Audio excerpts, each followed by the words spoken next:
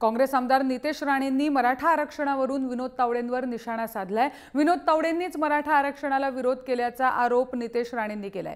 विनोद तावडेंमध्ये मराठ्याचं रक्त नाही, त्यामुळे मराठा आरक्षणासाठी तावडेंकडून अपेक्षा ठेवणंच चुकीचं आहे, अशी टीका निलेश राणे यांनी विनोद तावडेंवर केली आहे। नांदेडमधील एल्गार मेळाव्यात नितेश राणेंनी हे वक्तव्य केलंय।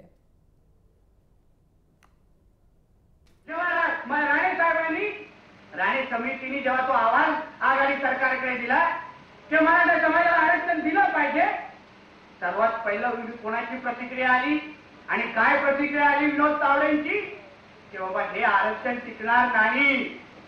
आणि त्याच विनोद तावडेला हे लोकांनी समितीचा अध्यक्ष तावडेंकडून अपेक्षा ठेवणं हे बिलकुल नाही। यांच्यामध्ये मराठ्यांचा रक्तच नाही हो, बोललो नाही ते काय तावडेंचा कार्यक्रम करायचा तर करा, लवकर करा, लागलं तर माझं पण समर्थन आहे, पण कार्यक्रम केल्यानंतर मला फोन करा।